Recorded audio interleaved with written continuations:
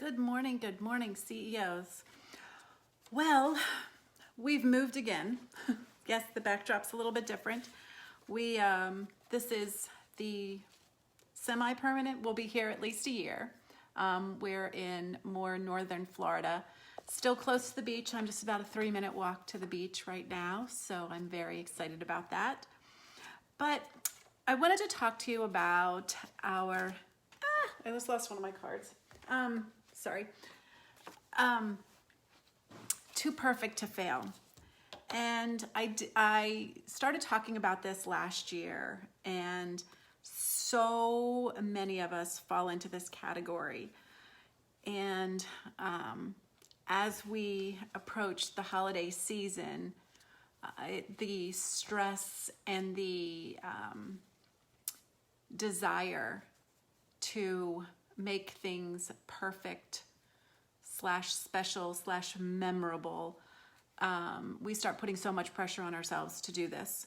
So in case we haven't met, I'm Joanne Brown, and I'm the host of the Connected CEO Group, and I also am the creator of Soar Through Life, and I am a business development coach for women who are in their second act, and I work with them to find their passion, create profits, and so that then they can give back to their community and enjoy their freedom. So today, right before I got on this, this is such a timely speech or conversation that we're going to have. My daughter just contacted me, and she just got a second positive test for COVID. She does not have symptoms other than a stuffed up nose, but I'm sure, as most of you are sitting here and are female and watching, your first inkling is, are you going to go help her? Are you going to go get her? Is she going to come to you? These are all things that are running through my head. And she's 21, but you know, when we're all not feeling 100% and you're feeling a little uncomfortable, what do we want? We want our mom. So, and it's an awkward situation since she's living in a house and her 2 roommates have tested negative. So she's quarantined for the next 10 days. So we're dealing with that. I'll figure that out. But of course it comes down to, as a mom, you want to just drop everything and go get her and just be with her. But then from the other perspective is then I have to go into quarantine. So there's a ripple effect that we've all got to think about. So to get back to perfection, too perfect to fail. Perfect, the word perfect, without flaws, without defects, almost as good as it gets. An abstract concept that doesn't really come with a standard. It's the standard that you put on it. It's it's not a standard. And I've said this before, that Tony Robbins says all the time, if you're seeking perfection, raise your standard. And for many, many years, I didn't understand what that meant. And what it means is that if we're seeking perfection, we will never try anything. We're never going to move forward because we're looking for what is perfect. And especially in this season of COVID, so many of us, this crazy, wacky year that it's been, and I can only, we talked about this last week about reframing how we discuss COVID, and I've just come up with the word wacky because it just makes me laugh, and that's basically how I have to treat COVID because it's been so wacky. What could go wrong has gone wrong. What you thought was right is wrong. What you thought was wrong is right, and it's all over the place. So, and as caregivers, and female caregivers is what, we all have that attribute. We want to control things, and we want to make things to seem as normal as possible. And as we approach this, November, December, in a quote unquote normal year, we put undue pressure on ourselves to find the perfect centerpiece, to find the perfect gift for that individual, to find, the perfect tree, to decorate the house perfectly, to make the perfect dessert, to do all these things, to spend the time with your children, to make it, instead of using the word perfect, to make it special, to make it memorable. And it comes down to a 2-letter word, and it's just about to be. Really, it's all about just being. And when you think about the individual that you're buying a gift for, anything that you buy them, or anything that you make them, or anything that you write will make it special and will be perfect, because you did it from your heart and not from your head. And it's not about the accumulation of items. It's really about the thought. It's really about staying out of here and going back into our hearts.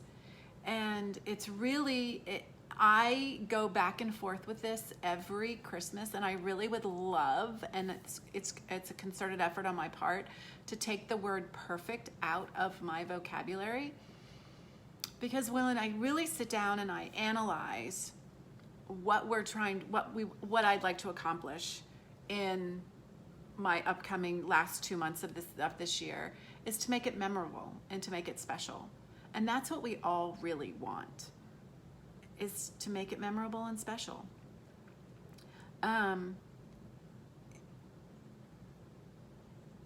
Everyone, our lives have changed over the last several months. And the too perfect to fail means that we're not going to go forward. If we're sitting here waiting,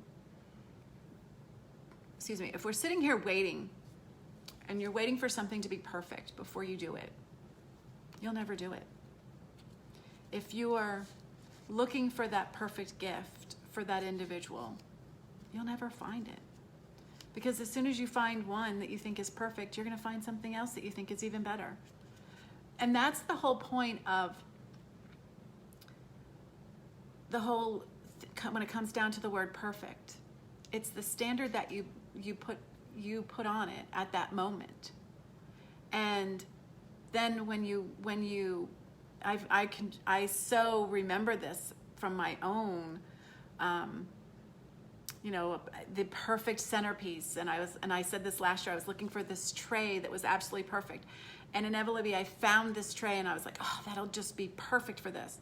And then I bought it, and 3 days later, of course, Amazon or Facebook, somebody posted it, was on social media, and was like, this tray popped up, and I was like, oh, that would have been better. So again, it's really not about the tray. It's not about the gift. It's about really just doing it. It's as good as it gets. It's as good as it gets. So when you do something, you get the momentum to continue going. So too perfect to fail,